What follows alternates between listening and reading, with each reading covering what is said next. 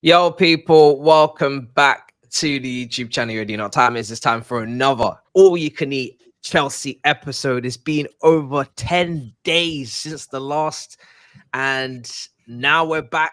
And it seems that things this morning have heated up already. So I'm looking forward to this. But before we get into all of that, we must do the due diligences. We must smash up the likes. We must subscribe to all of the channels if we haven't already. Big up everybody in the chat. We see you.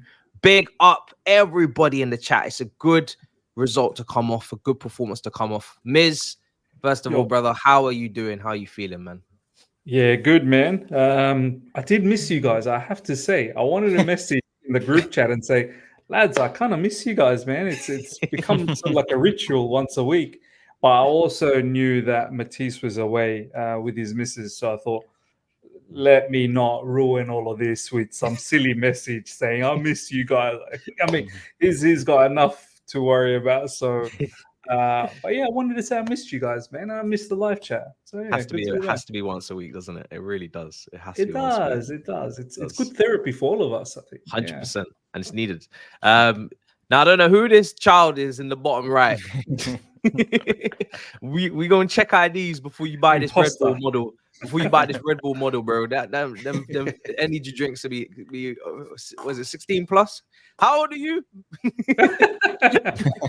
12. Lock him up on a 20-year contract. Hey, listen, this is part of the plan. Yeah, look, we need a striker, right? So I thought, you know what? Screw it. Let me go backwards. Chelsea put in a bid in for me. I'll get paid like what? 25k a week. It's nothing. For 80 million, right? Big bid because I'm young and sorted. So you know, strategy is strategizing. Huh? No longer a content creator. They don't know that. I still am. Oh, you're going to be like Ben Foster with a GoPro. I get it. I see the vision. Exactly. You see the vision. Man, see, only you guys will understand, man. This is... Anyway, yeah, no, it's good. No, honestly, I needed a break from it, man. Miz done that once, right? And I understand why. I understand why. It's got once you just have to be like, yo, I'm going to take a break from it all. So, yeah. I love it. Yeah.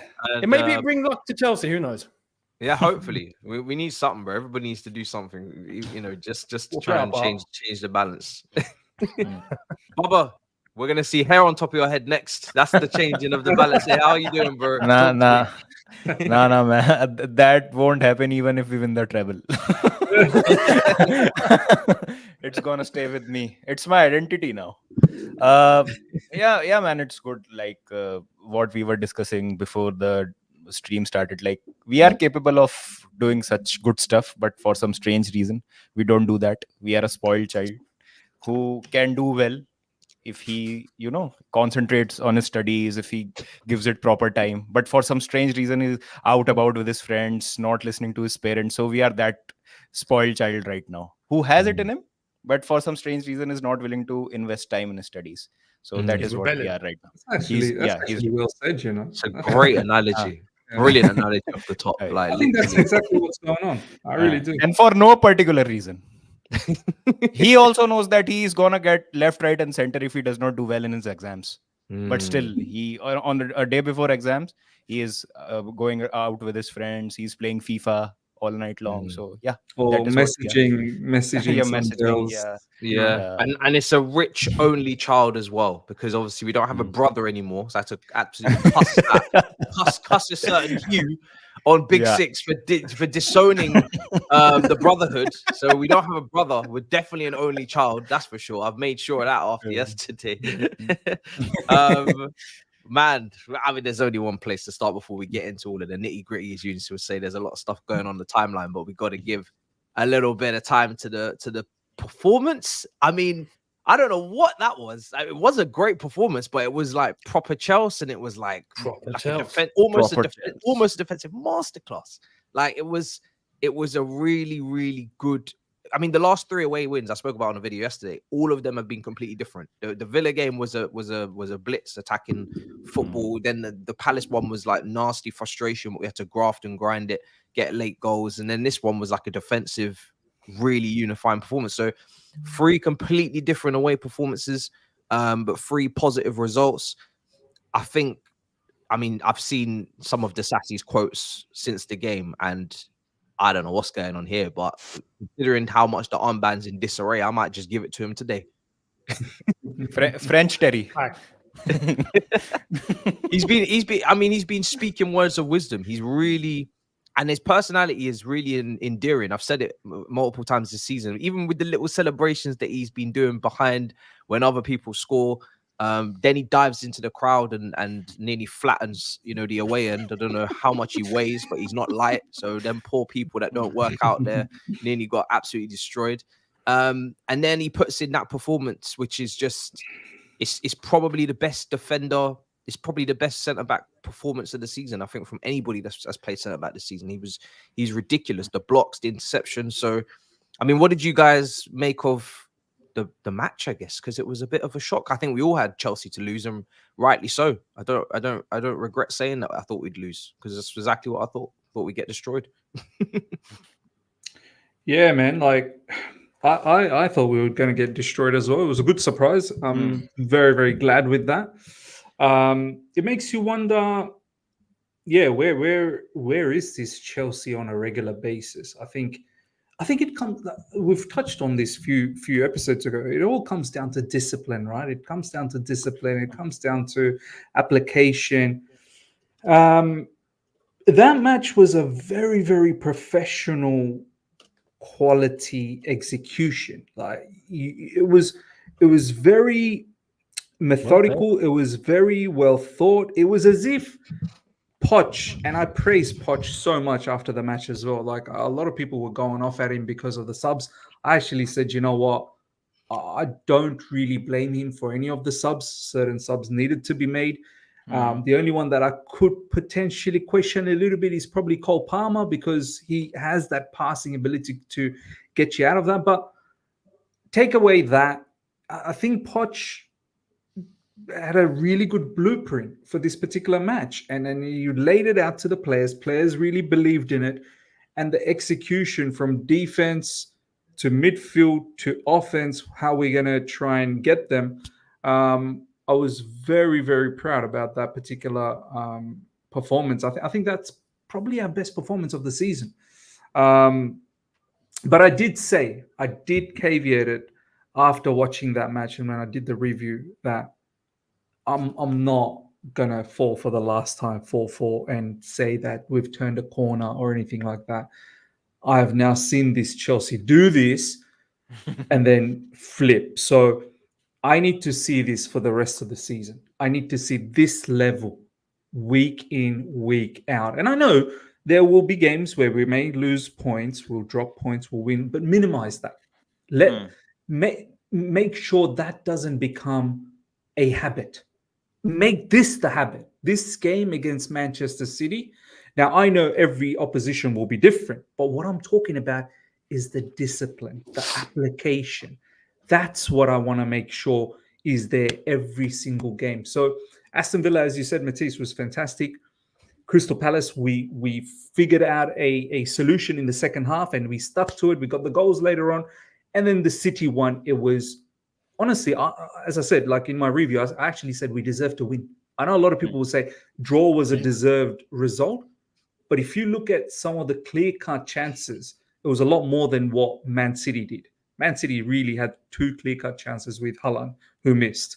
But we had several chances to actually just go away from that particular match and just leave Man City behind. So I want to see how this now goes on to the Liverpool match next up. But obviously, we're going to talk about that. Just quickly, a few things about Disasi. Obviously, he deserves all the praise. And not just Disasi, there was a lot of other players that really did well. But once again, I want to stay humble. I think with Disasi, much like everyone else, I like his character. I think he's got that proper Chelsea character that we desire. But performances, I need to see more. Because it wasn't that long ago, everyone was, saying that he's not it, this, that, the other. In the beginning of the season, everyone was saying, yeah, he's it. And then he went through a patch of, no, he's not it. And then now everyone's sort of coming back again. I don't want to do this yo-yo thing. Let's see how this defense, midfield, attack, the entire team plays for the rest of the season, and then kind of revisit that after the season and go, okay, who's actually good and who's actually not, and so on and so forth. So staying humble, man, staying humble. No, you should 100%. I mean, the table doesn't lie.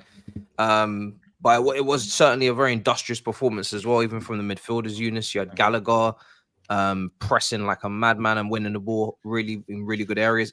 I thought Enzo put in some serious mileage, especially when Caicedo was doing his very best to try and get sent off, put us down to 10 men until Cassidys came on. What did you make of the performance? Standout players for you? Obviously, Gusto has been given a whole heap of praise as well. Yeah, no, everything Miz said was basically spot on. I was really happy at the step up in performance that we saw. Personally, I thought that was a great performance. Like, that's my definition of a great performance. I love to be able to see Chelsea stay organized and disciplined and pick out the moments and actually execute them and do it properly without fumbling the bag. Do you know what I mean? We didn't have most of the ball, but we were the most effective. That's all I'm bothered about. Like, that's how I don't mind seeing the team play. Love it. Now, we did miss chances. This is where I agree. We should have won. So before the game, if you had told any of us, right, I've said this, if you had said, would you take a draw? 100%, all day long. We were all scared. I thought we'd get destroyed. I thought we'd get battered, right? I think most did. And for those that thought it would be close, probably most of those thought, yeah, City still might just nick it. Understandably. But we were the better team.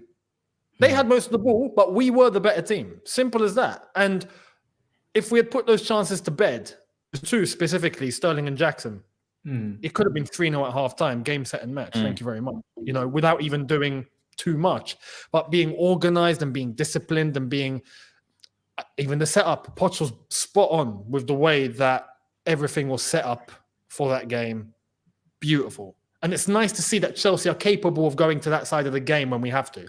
It's nice to know we've still got that there. Because I've got to be honest, that's one of that was the... With how bad we've defended this season, that was the one thing I was really concerned of is, have we just completely lost that ability to be able to defend well and take a result when we have to take a result? It's nice to know we've got it. And... everyone stepped up. Everyone was super compact. Everyone was focused. You could see everyone was moving as a block. Everyone was working for each other. Everyone was disciplined in their own role, helping each other out, winning the 50-50s, winning those challenges, winning the ball, turning over possession constantly. We were nicking the ball off them and then on the break. Beautiful. It's exactly how we should have played against City, and we did. Obviously, I do personally think that as much as Poch was to be credited for everything that went super well, and if the players had finished, if Sterling and Jackson had finished their chances, we could have been, as I said, 3-0 up at half-time. Yeah. Credit to Poch for all of that. Up until the 81st minute, and then I think that that third sub that we were made was not necessary as far as I was concerned. The Cole Palmer thing, the Cassidys one, I don't feel like that needed to happen, because I feel like the game plan was working to a T. We didn't need to go more defensive and basically send a message to City that, okay, now we're actually not going to take any more chances. Here's the ball. We're just going to defend now. Because before that, it was a case of we were playing relatively defensive, but they were wary that we were going to go on the break if an opportunity came. They had to pay attention to, we might get caught out, because they were for the whole game. I feel like by taking Cole Palmer off, there was still enough attacking power there to be able to do that. Then you take Jackson off and you put a midfielder on. That's basically just saying, yeah, we're shutting up shop now, like completely. And against City, you give them that initiative. They were already coming at us constantly, but they couldn't really do anything. They were crossing and inshallah, as I said, like they were just spamming the ball into the box. They ran out of ideas. I feel like we maybe gave them that extra incentive of, okay, now we're not going to come at you at all. So come at us. 100%. Who would you have brought on? Because my only thing was, because Caicedo was on a yellow card, I just thought this guy. I mean, this is the typical game where you see that meme where Jose Mourinho has John Obi Mikel in his back pocket, and he just, that's where the game dies, literally in that moment. Cassidys, I think he came on and won all of his aerial duels, but then he didn't close down for the finish as well. So from Rodri, so I mean, he's not ideal to bring on in this situation. I think No. he could have maybe even come on and played next to Nkuku, because it's not like as if we haven't seen Cassidy play in forward roles, or go up there to Cassidy to go up into the Nkuku's line and maybe try and win headers, hold up the ball. I don't know. I mean, who do you brought on Madueke, I'm guessing, or Mudryk? Madueke could have been a shout, maybe a little earlier on, but again, offensively, things were working. Jackson on that left and Palmer along, things were working. I honestly would not have interrupted anything. I feel like it wasn't a case of just trying to lock down the midfield. We had that locked down anyway. City were constantly just going to the flanks. They could not go through the middle. Enzo, Caicedo, and Gallagher doing the flipping horse runs. We looked like a horse on steroids during that game, man. The guy didn't stop. And credit, because Enzo and Caicedo were cleaning up after him as well. I feel like that was enough. So to add an extra midfielder, if you have a John Obi Mikel, okay, maybe you can actually bring that on and use him, but we don't have a John Obi Mikel. And Cassidys is not that guy, and I think it probably is a little bit too much pressure for someone like Cassidys. He's only just come back. You're going to throw him against Man City at the Etihad. So this is the thing. Look, overall, I feel like there were portions where we had the game to wrap up in our hands, but considering the massive step up in that game compared to other games this season, we can't really complain. So it's about momentum and taking it forward and not getting carried away, as Miz said, and staying humble. And if we win the cup against Liverpool, if we beat Leeds after that, maybe we can start talking, not even about being at our best, because that's not going to happen this season, I don't think, but at least entertaining the chance of maybe turning a corner. That would be nice. Yeah. Baba, what did you make of the subs and the management of the game in the end? Because I mean, we could have won. We really could have. I win.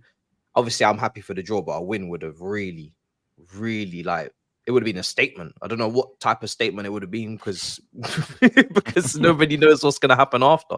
But it would have been a statement.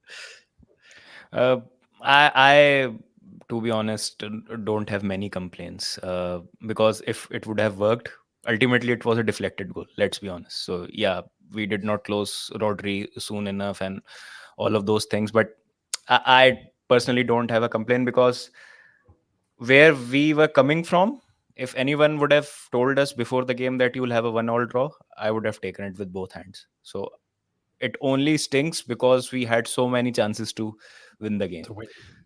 Yeah, so that's why it is like, okay, we were leading for most part of the game, and did the substitutions they did not work the way we hoped them to work. I don't really think about that. What I'm glad in the general sense is, in the last 3 games, what I've seen is that Pochettino has now figured out his 11, and he is now using players in their right positions, and now you can see that players are playing for him, which we thought was not there, especially after the Wolves game. I don't know what has happened after the Wolves game. If he's had a stern word with the players, or the owners have intervened, I don't know what has happened. But now players looks like they are playing for the manager. Manager has his game plan figured out spot on, and what Disasi did yesterday, in that day against City, was brilliant. And these are quite positives which we need to carry, and we need to back these performances with good results.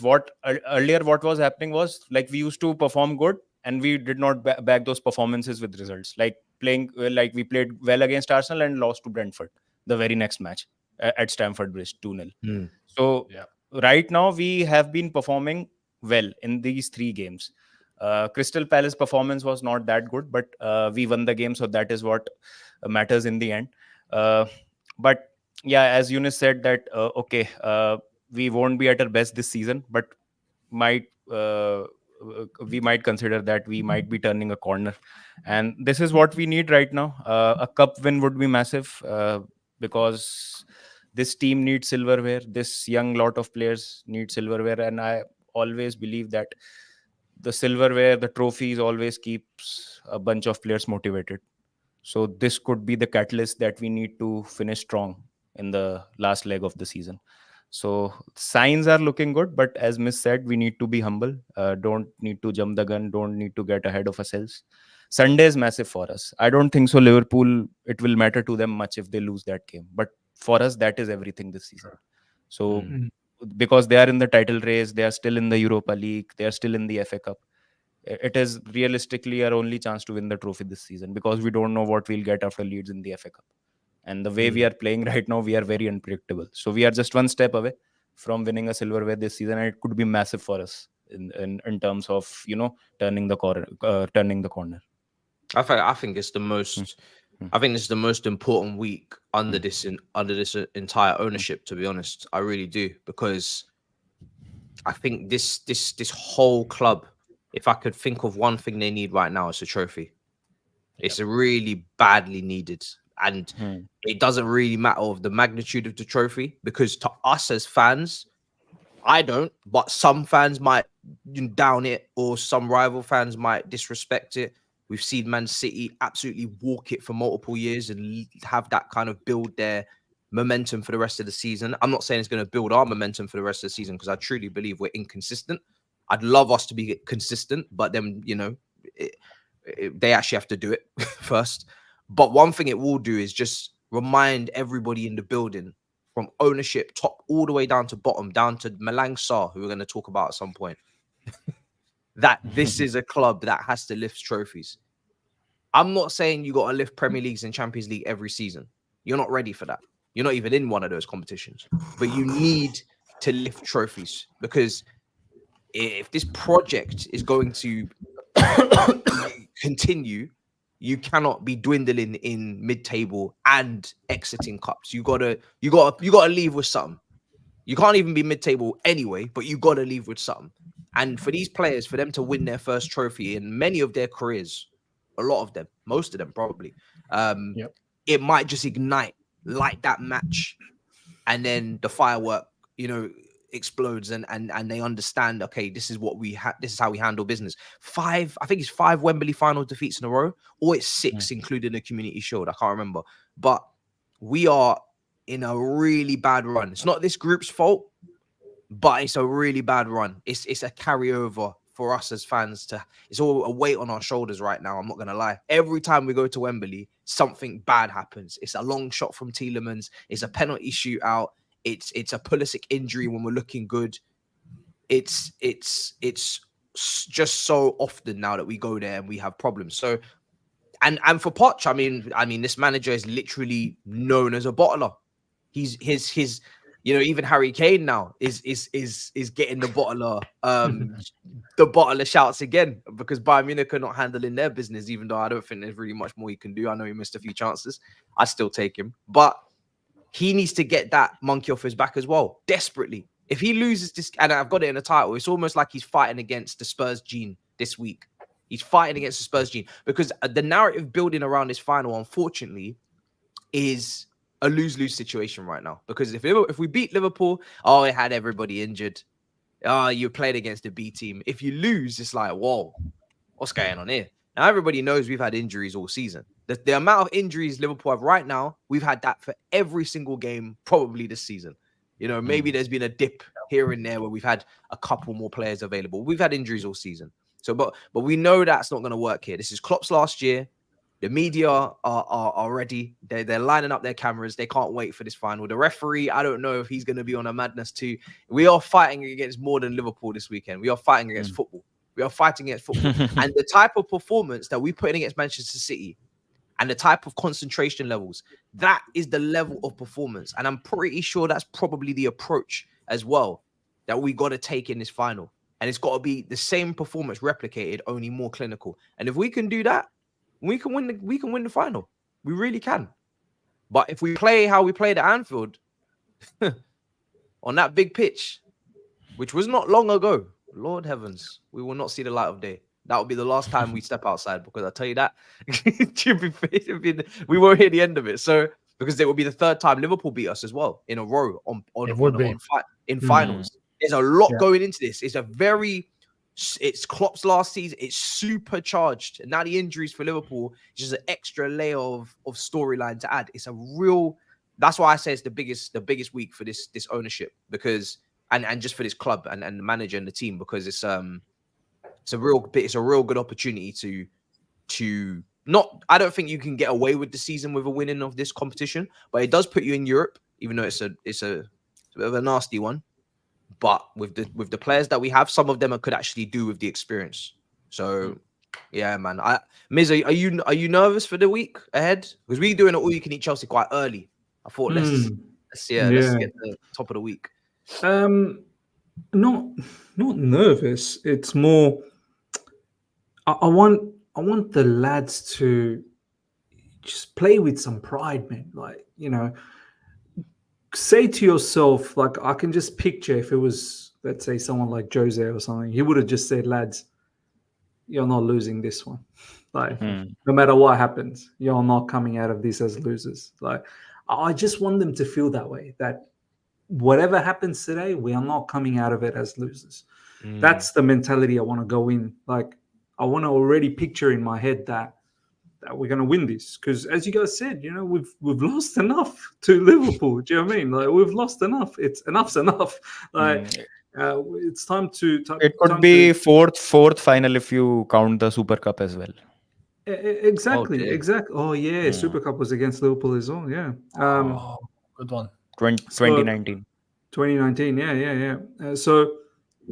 Enough's enough, man. We need to put it to bed, and I'm looking forward to it, man. Look, once again, you know, it's gonna be fantastic. Obviously, it'll be a start. It's not going to be something that all of us are going to all of a sudden just going to say, yeah, Chelsea's back. You know, no, nothing like that. But it's a big stepping stone. It's a massive stepping stone to the direction that we want to head as a football club, and slowly, you know, try and get back that, you know, Chelsea that once upon a time was. So a loss is going to sting. It will really sting. So I think players need to feel, as Poch said, I think it was against Middlesbrough, don't feel the pressure, don't, you know, go out there free. No, feel the pressure. It's that press conference under immense microscope for this match. Honestly, if it was me, I'd actually say enjoy the pressure. Embrace Embrace it. Yep. Sleep with it, breathe it, eat it. Now, honestly, like, thrive in it. Immerse yourself in it. I hear it. Yes. Grab the pressure wherever bathe you yourself in it. Yeah. Wherever you see people tweeting, Chelsea must feel it. So you are the mentality monster that we could have hired. You are on the must. New Zealand. He's on the must. You must feel the pressure from the millions across the world, and you must go out there and perform. Because none of this thing about don't feel it, feel free. Yeah, nah, that's not real life, you know. Real life is about pressure. I've never heard anyone sexualizing pressure this way, the way Miz has done right now. But yeah, man, no, I'm not nervous. I'm actually looking forward to it. I'm actually looking forward to build up of it, and hopefully we get a victory.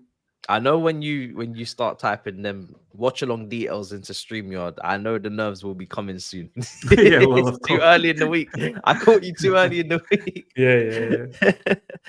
Younes, did he just echo? Because I know now.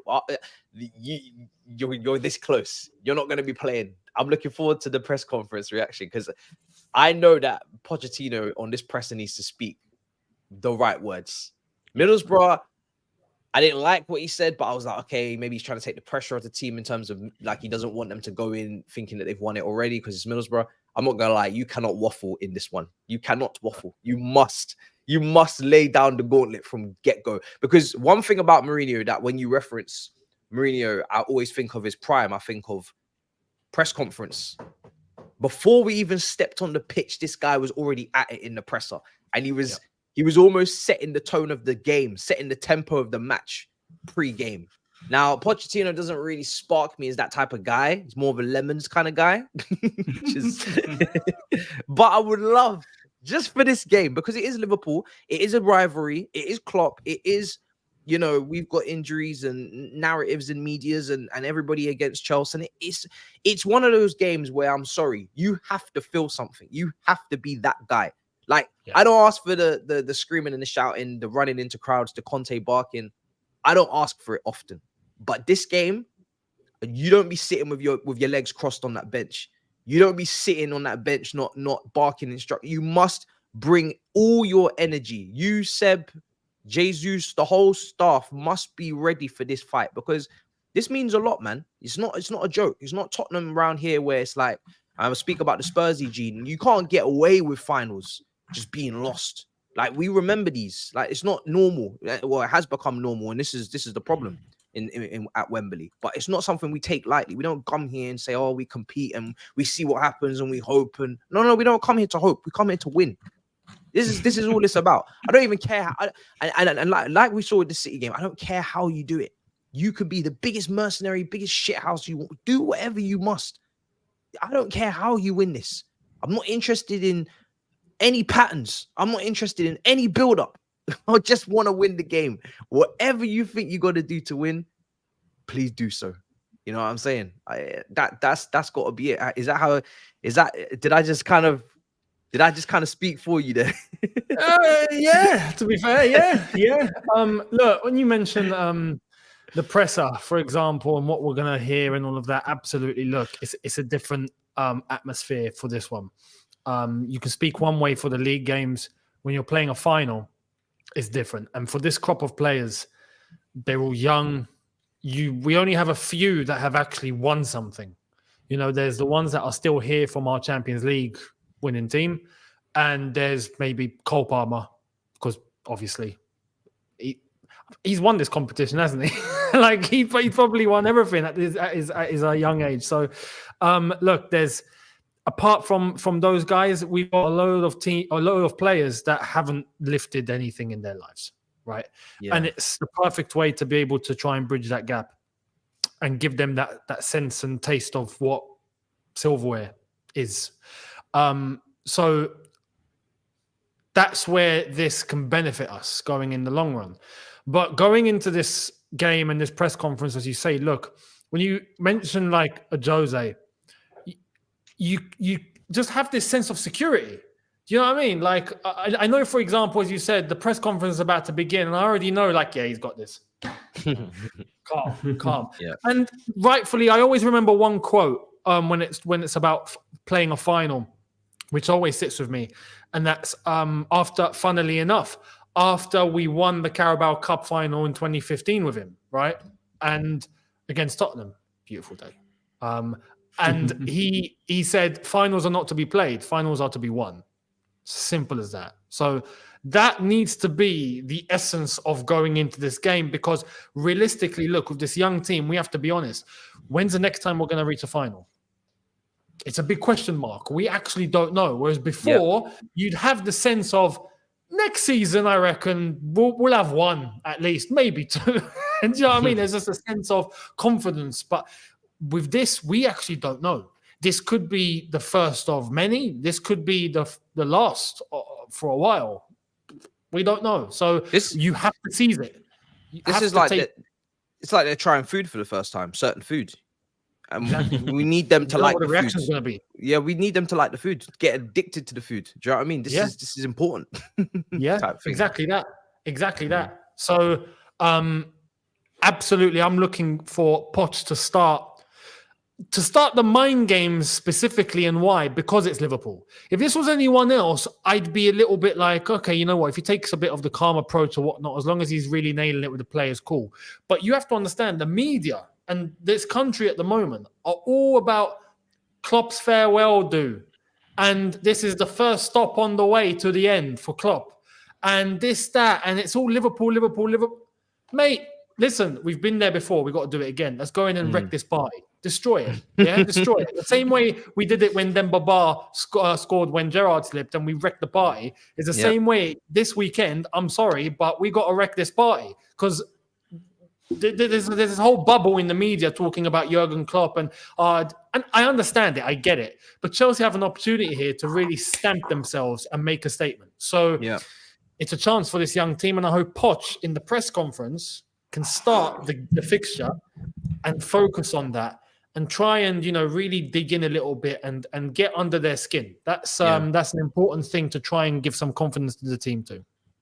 I feel like as well, when you don't have much to play for outside of cups this season, you have to take pride in being party poopers. Because when people are having conversations this season now on panels, I'm on Big Six, they're talking about, oh, it's a 3-horse title race. I can't wait to see what happens. We've got big games coming up. Manchester City versus Arsenal, Manchester City versus Liverpool. This is where it could be won and lost. I have to sit there in silence. When Aston Villa, Tottenham, Manchester United are discussing top 4 battle, oh, Villa, they have to play this team, and oh, this is going to be interesting to see how they juggle this. I have to sit there in silence. Soon it's going to be Brighton, Newcastle. I don't know. Then they're going to be discussing Europa League. Am I going to have to sit there? I can only sit in silence for so long. This club can only be in silence. You remember the what was it? The Oprah Winfrey interview. Are you silent or were you silenced? Very big difference. You know what I'm saying? I'm being silenced. I want to speak. And the only way to have a word in this conversation is every time we rock up to one of these teams that are in contention for something, we absolutely ruin their day, because then they won't forget us. It's very important. It's very impossible to forget someone that ruined your season. That's what we've got to take pride in now, ruining people's season. Just like we did with Tottenham. I know they were going to lose it anyway, but it's nice to put the nail in the coffin. Like you said, you referenced other games as well. Like, we've got to just take pride in ruining people's seasons. And if we ruin enough people's seasons, we might actually make a season of our own. That's what it is. And it starts here. You know what? In a season where it's a continuation of last year, right? Where we're mid-table, when we've been in the worst form that we've seen our football club be in, to be able to say that even in that circumstance, we still win something. See, it's beautiful. It's beautiful. That's something that you can take to the Big Six and be like, yo, this is at my worst. So you don't want me at my best. It's a shameless card that we can 100%. Have. Very 100%. Shameless card, but it's something 100%. To play. If you're playing poker, you need a hand. This is our hand. It's not the best hand, but we're still going to make something out of it. 100%. I mean, Baba, we need a trophy, bro. How long? When was the last time we won a trophy, guys? Like, genuinely. What was the last? It was World Cup. Wow, that feels like, honestly, like 5 years ago. It does, doesn't it? It really does. Like, I can't tell you how long ago that feels. It was only Lukaku scored in that World Cup final for us. Yeah. Wow. That was the last time we saw Chelsea lift something, confetti on the floor. Yeah. You know what I mean? Everybody buoyant in celebration, because we don't celebrate fourth around here. We don't celebrate, competing like some clubs. You know what I mean? We're here for wins. Wow, that's crazy. That's crazy. The last time we won this competition was 2015. 2015, yeah. Flipping hell. City won 4 in that time. It pisses me off, how many cups we could have accumulated. And then added on to our total trophy tally. Like, I really take these cups seriously, because I'm trying to catch up on Wikipedia. I'm not interested in bro. We've lost a lot of finals, bro. We've lost a lot of finals. Yeah. Too many. But Wembley used to be three FA Cup finals we have lost on the bounce. Yeah. And before we won the FA Cup final. Carabao Cup final in 2017, we lost the FA Cup final when Conte was in charge. These guys are shameless. Yo, get that shit out of here. This is not Tottenham. Yeah, man, talking about summer series like this is WWE, bro. I don't give a damn about no summer series. Yeah. You know what's mad? I remember actually saying it that way, the way that it's spelled out now. Do you remember we were like, we've won the Premier League? Summer series. Come on. That was painful time. Because if we win this, it might. I mean, it should create a habit and hopefully an addiction to go and do better in the FA Cup and maybe go and. Can you imagine of a cup double? This should just be ridiculous. Oh, It's bro. sum this club up to a T. We might have to do a parade because when Liverpool did one, they had a whole. I think they had an open top bus. No, Screw can it. you imagine On this occasion, screw it. On this occasion, we've been through hell. We deserve a parade. Yeah, I don't care if it was like I These don't know, owners like, will definitely Yo, have it a would parade be arranged. so for funny. mate, no, they'll make it Hollywood. Like actors will come over and shit. Like yeah. get Leonardo DiCaprio on the bus and they'll be flipping. It'll probably will kick off on a mad level. man. Like Arnold Schwarzenegger, Stallone, like mate. It'll be. Do you know what? Like capturing 2 domestic cups, like that's a big deal. Like that should deserve a parade. That should deserve a parade. But can you actually 2007 imagine season? That was our season. We won those 2. It was a good season. It was a good season, but can you actually imagine, like, and this is why we have to now. It's another reason why we have to win this, just to give ourselves a chance of a parade. Can you imagine having a parade at the end of the season? Say like our ops, Arsenal, Tottenham, they don't win anything, right? And they're just like have to be content with the performances, and we're having a fucking parade in London because we won 2 cups. And then it's as Younes just said moments ago, like that would be proper Chelsea. That is, It would be. you know, at your worst, you still can't keep trophies away from us. Trophies are meant to be. That would be stuck to. beautiful. Do you That know would what I be mean? Yeah, So- but first we have to win the final on Sunday. Well, of exactly. course. Yeah, it's And- true. You know, we can't get carried away. See, we're doing Yeah. it now, aren't we, lads? No, relax. Stay So humble. let's I said take it. humble. Stay very humble. Let's come back. Let's not jump the gun. And I there was should not lost. be any Get lost. and practically there should not be any excuse also, because Liverpool have faced a lot of injuries in the last match and they will be playing again in the midweek, so we'll have a squad with less injuries and more time to prepare, and we will be heading into a final which would mean more to us. So I think everything, the onus is on us, the incentive is there, and like, okay, even if the performance is good and we don't win, I can still like digest that. But if we play what we played against them at the Anfield, oh my god, then I don't know what I would say like after the game. So at least the performance should be top notch. They should play this cup final as if they will die after this game. Like this is the last football match they're ever going to play. What I don't want to hear, if let's say we end up losing or whatever, Is the performance was good? No, like well, they were From more the, are you talking motivated. about not from Bubba, but from the manager? Yeah, from the Like manager.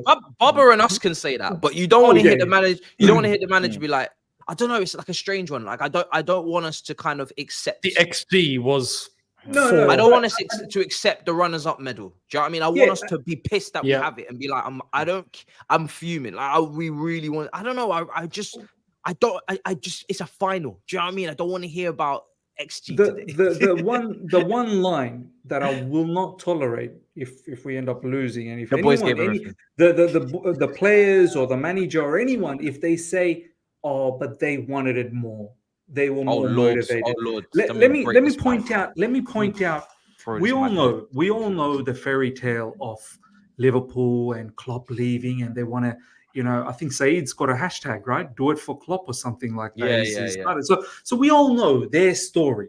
Let me give you guys some pointers about things how our team should be motivated. One, Pochettino lost the Champions League final to this Jurgen Klopp. Like Poch needs to feel that I can't let you like pull my pants down again, like in a final. Do you know what I mean? One's enough to embarrass me. Two, we've lost to this mob several times now in the final. So enough's enough. And three, you've been ridiculed. You've been insulted. You've been abused as a group. Time to win back some like pride in your character. So I don't want to hear. I do not want to hear that they were motivated. We didn't want it enough. No, you have to want it more than them. I don't care. Find your this is look, that performance against Manchester City, and we've now seen snippets of good performances here and there. It tells me that we are capable. We are capable of doing these performances. It's a matter of going out there and believing and having that discipline. I'm telling you right now, lads, if we get that discipline right on that day, that mentality right, you'll pick it up. All you guys, Yeah, because you I know will we're pick all out going to do watch first out. 5 minutes. As Yeah, soon yeah, as the whistle goes, whoever the referee, yeah. from minute one, you'll pick up that, okay, the lads are on. Yeah. They're on. The structure's good. They're communicating. The manager's on. You'll pick it up. If you don't see that in the first 5 minutes, I can pick it up from before the game. If these lot are not coming out in suits. Exactly. So if these men are not lined up like those guys were lined up in Porto, facing front, military and looking forward and ready to strike fear on that pitch. I don't want to see no chitty chatter, confusion, talking tactics. No, you had your time. You look dead, bro. I'm talking like we need to be on some villain shit. This has got to be the beginning of Chelsea's villain arc. Like, we became a very likable team under Lampard because we put through loads of young players, played some decent football, and did not win anything. We didn't win anything. Now that's why we were likable. Yeah, but then we spent $1 billion, so now we're not so likable anymore. Do you know what I mean? So they're back to hating us again, right? We've got to develop that villain arc again, where it's like it's us against the world mentality. And Pochettino should be able to kind of get himself into that as well. Because it's not like as if he's getting all the love. Do you know what I mean? He's under pressure. He's still under pressure. I still believe that. I think his position is up for scrutiny to the end of the season for sure. Like, you haven't got out of the woods with these results. You are surviving. You're still surviving. You're still, trying to find the you're still trying to swim to the island. You're still trying to make it out of here alive. So do you know what, Matisse? You're right. Like, Poch should be telling the players that enjoy destroying other people's dreams. Enjoy it. Enjoy destroying others' success. Love it. You don't want to give Klopp a fairy tale send-off and start this whole thing with one trophy. Picture yourself seeing him cry. Picture yourself, Liverpool players on the ground just Miz is speaking like a James Bond villain. No, seriously. Like, you need to feel pleasure in others' misery, pain. Yes. Because we as fans, we love it, right? When we see Man United, I remember Younes when Man United was same as us, he was loving it, even though we were getting clobbered every week. The fact that Man United was also getting clobbered, Younes was finding that, that entertainment, that yes, both of us together, let's be in the mud. But now Man United's drifted away. We're in the mud all by ourselves. It's not nice. It's not very nice. So we've been there for 18 months. Enjoy others' pain. You're right. Every single one of these big matches that's coming up, whether it's Arsenal, whether it's Spurs, whether it's Man United, we must enjoy inflicting pain on them. We must. There's an Argentine he needs to take inspiration from for a day like this. Diego Simeone. Yeah. True. This is the type of mentality I want on this day. Not family lemons barbecue chicken. No. Cut that out. Cut that shit out, bro. Cut that shit out, bro. No one's having barbecue, and definitely no one's having any lemons, bro. Have machine guns, AK whatever. 47 machetes, whatever, bro. Bazookas, have it all ready. You know what's mad? I look at Poch, right? I honestly think that he's capable. He's got it in him. He just doesn't get it out. Well, no, he just doesn't. Maybe doesn't think he can, or I don't know. Maybe the Spurs gene kicks in. Or maybe it is that. But him on an individual level, you can see like in moments where it's like he does come out his shell. He comes back in again. I feel like if he really embraces that side and has no fear on it, I feel like he can do exactly what we're asking for. I feel like he can. He was at Tottenham for a long time, man. It breaks people. This is the thing. I think it's Tottenham, man. They like flipping ruined him. Look at Harry Kane. It breaks people. It really does. Do you remember when Diego Simeone? I think it was a Champions League first leg against Juventus.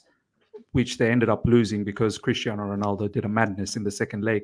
The first leg, when Atletico Madrid won, how Diego Simeone went to the crowd and just put his hand on his... Mate, I want Poch, do that. Do that in front of Klopp. Go up to Klopp and just go like that, like straight to his face. Do it, bro. Everyone's going to love you. I'm telling you. Everyone will love you. Win that trophy, run straight to Klopp, no handshake, and just go like that. That would be so good, man. Mate, that's a full-on heel turn, man. I'll take that. 100%. Oh dear, I love it. Well, we'll see. We're gonna find out. Because the next show we do, we're either gonna be playing Conference League or we're gonna be still trying to find European football somewhere in God knows which. We might have to send you back to Europe, mate. You might have to do some more. Yeah. Imagine Victor Osimhen against those carpenters and those plumbers from God knows where. He'll have a lot of good contractors to work on his property. Oh dear. Right. So we have some super chats. Clara says we have our 11th staff player signing from Brighton. Yes, as you can see in the news down below on the bottom of the screen in the scroll. That Paul Jewell news has broke. I thought initially it was Paul Jewell who used to manage Wigan Athletic that was coming, but apparently it's a different guy. It's his son. Okay, right. So I think it's his son. Family jewels. Family of the Jewels. The crown jewel from Brighton, maybe. I don't know. No pun intended. The list of names are at the bottom of the screen. It's quite incredible, to be honest. Yeah. And yeah, that's putting it nicely. Because he literally just joined. He joined to replace Win Stanley, and now what is the method to the madness here? Like, what is the thinking behind this one? Because I disagree. So I disagreed with Younes on the loan manager one, because I feel like the loan manager is more. If he's got experience in the Championship, that's probably a good thing, because we're sending a lot of people to the Championship anyway. We're not going to send him to top clubs, and if he's got a knowledge of the clubs to send to and he knows the styles of play and all that stuff, then I was like, okay, I can get with that. But I can't get with the 11th guy coming in from Brighton, because what is the meaning of that? Like, what is the point of that? 11 people from one institution. Many fans have said it. You may as well just bought Brighton. And this is why the I don't know. And again, I've called for a new director of football. I don't know if maybe a CEO or COO, or I don't know who it's going to be. But somebody better steer this ship in the right direction, because I've said it before. There's no point in signing on to this talent with no clear way of how to integrate it, how to get the best out of it, how to develop it, but also without balance of recruitment and signings. And that includes staff. Like, how many more brain cells do we need to bring from Brighton? What more can he bring to the table? Like, what's going on here? I think I was sort of pondering this a few days ago as well when this news came about. Have you guys noticed the women's team don't move this way? Have you noticed how the owners are totally different to the women's team like this? Women's team, they're going for the best of the best. Now, let me tell you why. I had this bit of epiphany. Why is this actually happening? Because in the women's team, it doesn't make sense to get youth, because there is no value.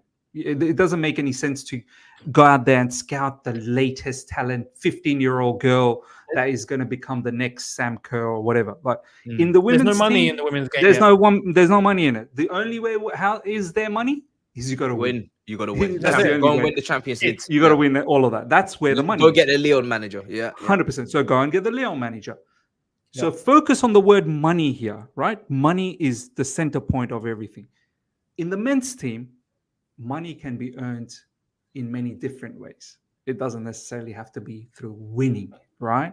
Money is earned by simply just making it to Champions League on a regular basis. Money is earned by flipping players on a regular basis every window. These are just certain parts. Obviously, there are other ways of, they're looking for sponsorships. They're looking to do different movies, this, that, the other, and get themselves involved in many different things, right? So with the men's team, I think our owners, from a snapshot from far away, they saw that in the Premier League, Brighton's probably one of the best ones that's able to find all of these niche sort of markets around the world, pluck out players, and are able to sell them for exorbitant amount of money, right? So they've realized that if I'm able to do this, Yeah. 2 per summer window, let's say someone that I buy for 20 million and eventually I sell for, I don't know, 80, 90 million, whatever, right? Because there's mad clubs out there that are willing to do this kind of stuff. They've clocked that this is a revenue stream. This is an absolute revenue stream that no one else is tapping into.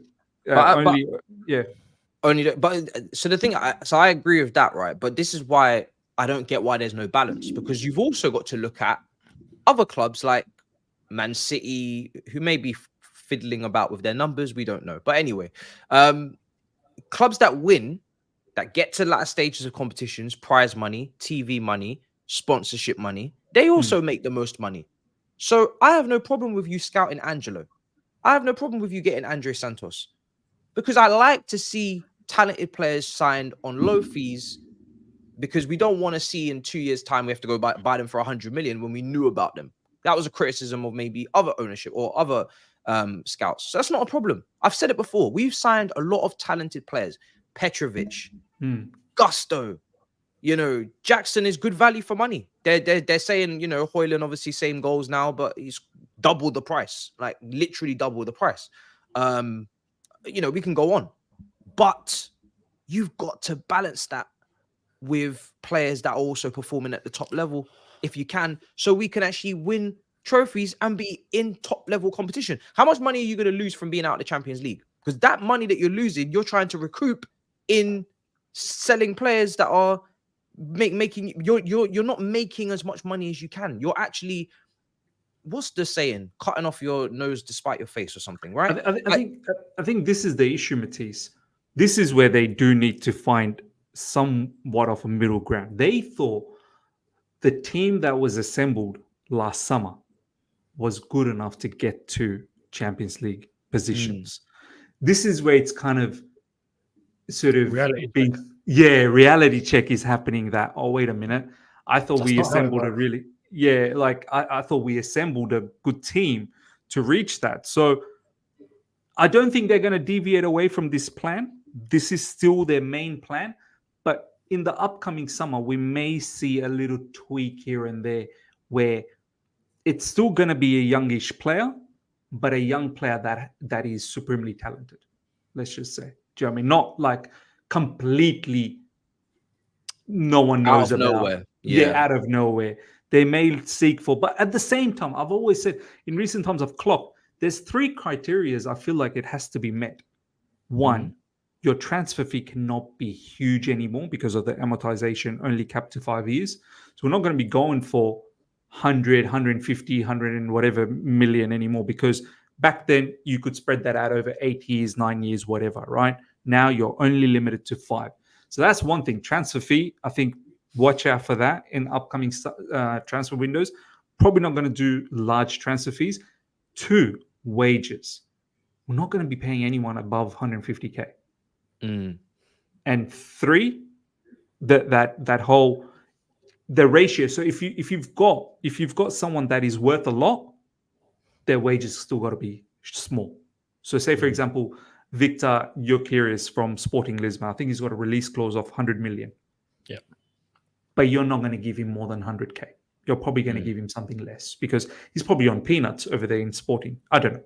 Whatever he's on. So you just add max double. So that proportion's got to be favorable to you so that cost per season is less. So unless it doesn't fit, this is why I've categorically removed Osimhen out of this, because Osimhen, his wages are not going to be met. Transfer fee is not going to be met. So it doesn't make sense.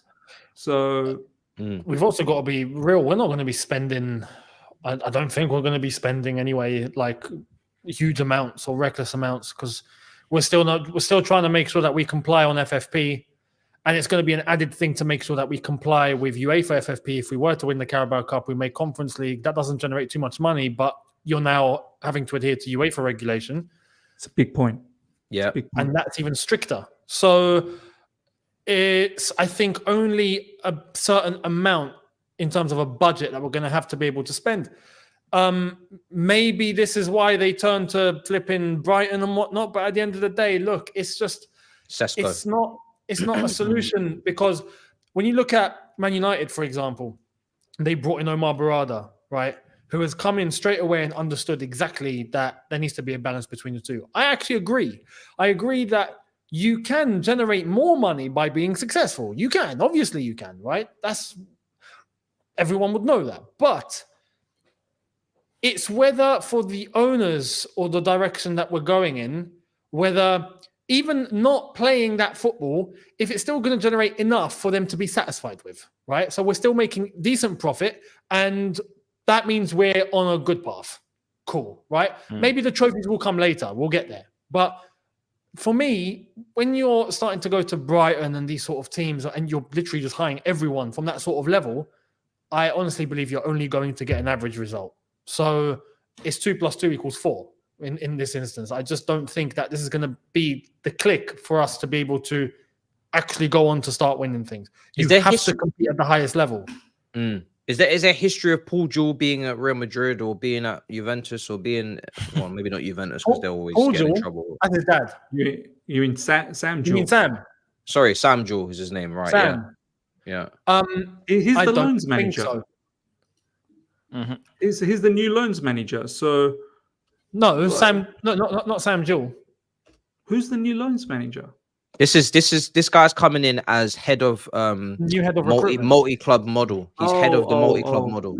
I've lost track of who does what anymore. No, the loans manager came in from Swansea, I believe, was it? No, Swansea. Yeah. Okay. This guy's coming in for head of multi-club model duties, which is, I mean, do Brighton have a multi-club model? No, they don't. No, they don't. But I've just seen his history. So he worked as an opponent analyst for Newport County, and then a chief scout for Swindon, and then a youth chief scout for Brighton, and head of scouting for Brighton, and that's it. Look, I'm at a point where... Does it feel like friends helping out friends? I was just going to say that. Is this what it is? Like, I was just going to say, I'm at a point where, are you friends, like, helping out? Like, say if I'm at a job, and I know, oh, yeah, this skill set fits Matisse. I've got a mate. For Matisse. Yeah. Matisse, I've got a job for you, bro. So, like, I mean, and it also makes me wonder, what's Paul Winstanley and Lawrence Stewart going to do now? Like, they seem to have just delegated. They've been promoted. Mate, to what? Been up. No, that's sporting director, isn't it? Top job. What are they getting promoted to? Was it sporting director and technical director? They're in charge of first team signings and matters, I guess. Egbali's overseeing all of this. I know he doesn't have a clue who this man is, so he's just going off what maybe Winstanley's told him about him. Same way we went for Sanchez based on what Ben Roberts said. It's references. You know, when you have a good reference and you've worked for someone previously, and then they give you a good reference, and now it's getting you up the ladder. That's what it feels like, because none of these guys, I mean, we know our ownership don't know but none of these guys. It's down to good word. It's down to good faith. So it's friends. It's gonna be very unified. That's for sure. We won't be getting any more Christopher Vels walking out. Yeah. Mad. But what can you do? I think one thing I would say is that we're just extremists. You know, if you're talking about, spending $1 billion in this time period, and say Roman ran us on a loss, clearly he was, the club was in debt to him. So you need to bring the wage bill down, or you need to spend more conservatively, whatever. That all can make sense. We're not expecting the consortium to run us at a deficit or whatever, but to spend that much money so fast and then talk about FFP and then talk about we need to lower the wage bill, it feels like a bit counteractive. It feels like you've done one thing and then said another. Like, you spent $1 billion. Do you know what I mean? Like, why are you acting broke now? Do you know what I mean? So I don't know, man. We're gonna find out what this guy is about. I guess the one thing that needs improving, and I guess him and the loans manager are gonna have to be in sync, because the loans this year have been very questionable. Very questionable. We've managed to fix a few in January. With Andre Santos, I think he's going to do brilliantly at Strasbourg. but the loans were very, very disappointing, underwhelming for some of those players. They wasted 6 months of their development. So if they can fix that, then yeah, all the power to them. Baba, I know you gotta go, bro. So let me let you go, bro. Yeah, man, pleasure. Let the people know where to find you, bro. Absolute pleasure having you on. Yeah, thanks, man. Same as always, Drogbaba. Looking forward to the cup final at the weekend, and let's win it, boys. Let's get the cup home. Let's bring the cup home. Up the Chelsea. Okay, 100%. I'll see you. Big up, brother. See you in a Big bit. up. In a bit. Take Big care. up. Take care, bro. Bye bye. Yeah. Madness. Obviously, yeah, we did sell players. How much money we make on transfers? Was it 350 million or something? I don't even know. Yeah, we made good value. I think.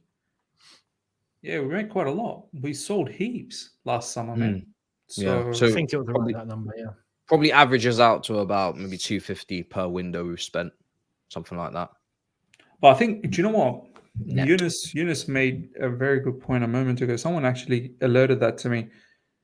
By getting back into Europe, last couple of seasons we've been, this season we've been a bit lucky, not from a fan's perspective, but from a financial standpoint perspective, that we're not in Europe. Because if you're in Europe, you'd also have to make sure you're within the financial fair play rems in Europe. And I think their one's a little bit more stricter. Am I right, Younes? Like their policy is a lot more stricter than the Premier League one. So I'm looking forward, obviously, to winning this trophy. It's very important, but it will then make us go into Europe for sure, which I think everyone's saying. And I think this is what few people internally, like few in the know people, have been saying, that Chelsea are bound to get a points deduction next season. I think that is probably going to happen, Which means we need to be in Europe to qualify for Europe, because we're not going to probably get that's through right. That's right. So it's we pretty are crazy. Just like going down a rabbit hole or a hole of nuts, like craziness. A points deduction. Can you imagine? Again, but this is what I'm talking about. You can't run the club in this manner. Like when Roman was getting transfer bans, that was coming with trophies. Like you can't not pick up something, finish mid-table. So you've got the football inside. I don't care about how much we talk about the scouting and the potential. There is no reason for Chelsea to go from where they were to back-to-back mid-table finishes. There is no excuse for it. I'm not going to hear that there is. You don't have to take us down to this level to have a long-term strategy, to have a project. Bullshit. You could have found a nice middle ground in Europa League spots. Definitely, if you had done things differently. But it's fine. We went down the extremist route. We're playing for 2028.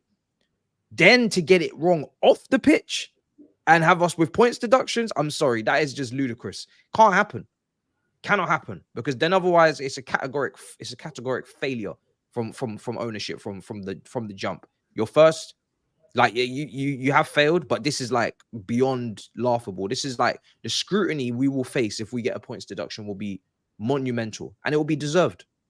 Because I'm sorry, if we were looking on the outside looking in, and another club were moving like this, we'd be like, what are you actually doing? Are you trying to like literally pummel the club into liquidation, or pummel the club into administration, or pummel the club into lower divisions? Like you look like you're willingly trying to ruin the football club.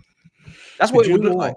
Do you know what? I don't know if you saw, I think it was Alex that might have shared a clip where all this thing is actually not because of the new ownership, Obviously what they've done since taking over the club, buying youth and whatnot. But the financial mess is actually from the previous regime. Oh, sorry. Yeah. So this is not about the spend. Is this about the Willian stuff? No, not just that. When they picked up the club, and Younes can correct me as well, but this is what I've sort of heard and seen from different articles. When the new owners took over the club, they saw that there was a lot of anomalies in the books. It just didn't add up. A lot of things, not just the Willian transfer, a lot of the accounting, it just didn't work out. This is why, like clubs like Man City, you are culpable. You are 100% culpable. You can't be running the club like that. I'm sorry. With those large wages those players are on, the transfer fees, and so on and so forth, This is why they're making up fake sponsorship. Few people have also alerted me. You know our sponsorship, Infinite Athlete. Mm. Do you know who the owner is? Oh dear, who? Blueco, Clear Lake. Ah. So Clear Lake are part owners with this other mob, AI mob, which about 12 months ago, that company didn't even exist. So this company was formed literally on the go by Clear Lake and another partner, AI partner, came together. If you go to Infinite Athletes website, just type Infinite Athletes website. It's just Chelsea. They don't have any other customers. so how have you put in? How much was that sponsorship, by the way? How much did they give us? It's because we were 60 struggling. million. We were 60 million. It was So a great how did- deal. It was a It great was deal. a beautiful deal. Thank you so Brilliant much. deal. But It's our money. How did you make 60 million? Yeah, How have you made that? That's going to be looked as money laundering or something, man. That's Look, even that's though dodgy. Premier League has apparently passed that, wait till someone actually digs into the books properly. This is why I think a lot of people have been saying that Chelsea are aware that that points deduction is coming. They're just stocking up on all of these players now because that ban will come. So they're just stocking up with players. And then we'll see what happens. I guess like until it actually happens, it's just speculation, isn't it? It's Well, of course. this is the thing. But so it's from you guys, because I'm getting muddled because so much is going on. I don't even know who's responsible for what. So I know we ratted ourselves out for the agent player dealings. Yeah. I think did we rat ourselves out on that one, or was that investigated? Because we ratted ourselves out for something. Yeah, we had the Eden Hazard yes transfer. There was the agent fee. There was something to do with Willian and his move from Angie. Yes. There was Samuel Eto'o as well. Both of them they kind of together. Yes. And there was Antonio Conte. Yes. And Younes, wasn't there also an onshore expense that was capital raised by an onshore something, I don't know, money laundering or something to raise capital? Offshore accounts. Yeah. Now, it's not the finances because we just passed FFP regulations in January. Well, this is what I'm saying. With those things that we've just discussed, that's part of what might be deemed as the investigation that's being looked into, right? That's not got anything to do with the points deduction. Correct. So the possible points deduction is simply going to come in the same way here, Everton. Yeah, just 3 years in a row, 105 million loss. Simple as that, because that's Premier League profit and sustainability rules. Right now, as it stands, we're not there yet. We're close. It depends what we do before June the 30th, right? And who we're able to sell and how we're able to balance that out. Which apparently, I got to be real, according to seems like the club are actually confident they're going to be okay. Unless that report is wrong. That was a report that came out, isn't it, a couple of weeks ago? This is the thing. This is something that might carry on into next season. It seems like Chelsea might be able to cover themselves for now. But for next season, are we able to do the same and comply there? That's where the big question mark is. Are Chelsea going to be able to sustain this? Maybe with time, we might just not be able to. But for now, I don't think we're going to get a points deduction immediately, but it might be something that catches us later. Now, just to full circle it back to what Matisse said, why Brighton people? It's because they have a knack of finding cheaper players that can potentially do well. Because we can't, I think, afford to buy the bigger players right now. Because, as I said, amortization has been blocked to 5 years as well. If amortization was not capped, you would still see the Enzo Fernandez type of deals. No problem. 8-9 year deals. Yeah, no problems, because we are able to spread. And don't forget, Enzo Fernandez cost a lot of money, but his wages are not that crazy. No, they're not that high at all. No. So people need to clock here. High wages. Same with Caicedo as well.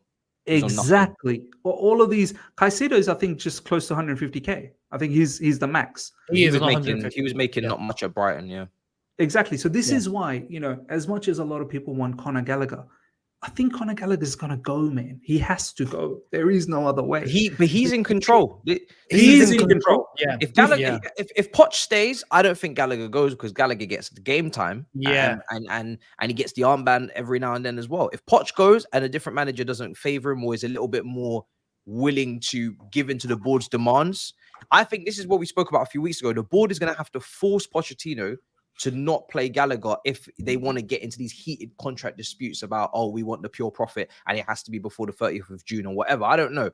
To force Gallagher's hand to go, or they're gonna have to manipulate him or brief the reports. You see the reports that come out. Gallagher wants 150k, the same as Caicedo. Why do they bring up Caicedo's name? Because they know the whole fan base loves and rates Caicedo, and he cost a lot of money. How dare Gallagher want the same money as Caicedo? It's all on purpose. They know exactly why they bring his name into it. There's two things possibility here. Either they're setting up all of these backroom stuff from Brighton to say, do you know what, Poch, we know our guy De Zerbi, we can't actually sack him this season because that'll be part of this financial season. So that report recently that came out that we can't afford to sack Poch, that's actually probably true. We probably can't afford to sack him this financial window if results go bad, right? This is why we keep hearing owners are going to keep him on. But if he does end up staying, Poch, and he does want Gallagher, our owners, our board will have to find a new contract with Gallagher. They can't let him go on a free. He's pure profit. They can. Yeah. They're looking at Gallagher and like, you are a golden goose. Like, we cannot let you just leave for free, and we cannot. Yeah, you might think you have the power, but we are the mafia. So we'll make sure you're going nowhere. But they have to give him something that he's going to be happy to sign. Simple as that. It will not be more than 150. And because they're so tapped, he can just be like, oh, I won't take it then. By Younes, let's be honest. Who's really gonna win here? Players don't necessarily always win in these sort of situations. You know what I mean? They will find a way. You know what the key is? The key is if Poch is still in the job. Yeah, that's what I'm saying. Because we all thought Mason Mount was in power.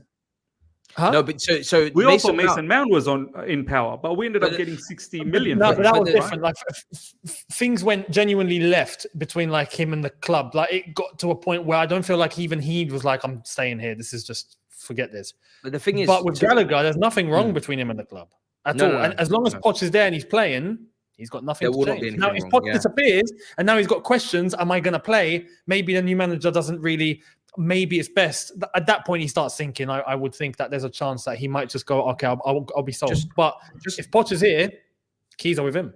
Just to add though, in order to brief online, you have to be aware of what's going on online in the first place. You can't brief an environment that you're not in control of or understanding to its full capacity. So there are people paid by Chelsea or work with Chelsea that are their sole purpose is to watch the temperature of the online fan base and to look up the metrics and the engagement and the social media numbers and what works and what doesn't and what people like and what people don't, and keep track of just the general consensus, right? Because in the ground, it's obvious. If people are not happy, they boo. People are happy, they cheer. We can hear it. We know. I think people are probably caught on to the fact that Reece James, back when the contract, you touch him and I swear to God, you're finished. We will kill you. You know what I mean? Like, it's not a debate around here. Reece James does not leave. Gallagher, there's a debate. You know, it's like, take the money. We happy to. Some people be like, don't sell him. Some people are like, yes, you can sell him. And they've probably caught on to the fact that that's a middle ground that they can play with. They're not going to completely be crucified for it. Reece James, Levi Colwill at the time as well. Like, don't play with those ones. Like, we're unanimous here. Like, everybody wants these guys to stay. Gallagher, there's always been this middle ground of, I don't really know if he should start, or I don't really know if he should be here. 60 million, 50 million is good money. They are aware of that. They have to be aware of that because they're not trying to sell Reece James. Same pure profit. Real Madrid, same. You know, they'll pay. So I think they're aware of these things. I think they keep an eye on these things. And and they play to it because they don't want to. They're very protective over the image and the PR and the feeling and the mood. They don't want that to get too toxic and over the line. And we've seen it. When it does, managers get sacked. Potter, they tried to keep Potter in the job. They love Potter. He was amicable. He was agreeable. He was calm. He was probably going to do everything that they wanted to do. I mean, he's from Brighton. Look at how many people, they're still bringing people from Brighton. If they could have Graham Potter steering this ship with all of them Brighton mandem, they would love it. They would do it. So the fact that he had to go was purely because the fan base they'd had enough. And it was getting to become a toxic situation, which is not good. So I don't know, man. It's an interesting situation to follow. Bottom line is, at the end of the day, how we want to see our club move. These guys are not going to move like, let's say, the Middle Eastern owners, fancy accounting and whatnot. These guys, I think they want to play by the books, but find loopholes where the books can be manipulated. This is not going to be your Qatari owners. Yeah, they're not going to be like the Qatari owners where it's a shell company that is pumping money into the club, and that shell company has no financials. Do you know what I mean? They don't even have a director of that company. It's just a name. It doesn't even have a company number.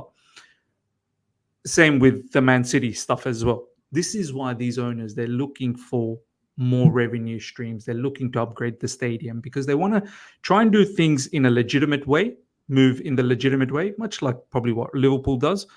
So the bottom line is, we can sit here and say, oh, don't touch this player, don't touch that player. When push comes to shove, they will do what is necessary in order to stay within the realms of financial fair play, because they're not going to try and, manipulate with the numbers too much here. Do you know what I mean? Like what Roman did. But they will. We all know Roman did this, right? We all know. Do you know what I mean? So I'm waiting for the first legitimate. Obviously, these are sponsorships, but like Bing, Bing X, Infinite Effect. I'm waiting for the first company I've heard of. I can't wait for that moment. Like, give me a Sony, give me a Samsung, give me somebody that I know is making fridges and TVs and I know is legit. They want you to be in Europe. So hopefully. But who did we almost have in the first? We almost had someone, and then Paramount. That was a good one, man. That was and the Premier really League said one. no. Inter Milan have got them. Well, they had them. That was a good one. That was like legit. Yeah. That was like, I've heard of them. Paramount's actually that was a very good one. I was proud of us that day. I said, Paramount. Okay, nice. There was a conflict. There was a conflict of broadcasting rights because of broadcasting. Yeah. But that's some bullshit, man. Come on, man. That's stupid. Yeah, that's ridiculous. I reckon Poch has to start Disasi and Colwell in the final, even if Silva's back. And would you guys prefer Nkunku to start or stick with Jackson? I mean, for me, Jackson has to play that game. He has to play on the game. left. I'm done putting him up top. He's a winger for me now. It's done. But the thing is, so this is a whole nother convo. So there's some consistencies from the 3 away games that I picked up on yesterday's video. Obviously, Silva, how we play without him, Disasi having 3 different centre-back combinations in those 3 games, Badiashile, then Silva, then Colwell, Mudryk getting 0 minutes, and Nkunku playing striker because Jackson's playing left wing, and how Nkunku's game is non-existent when he plays there.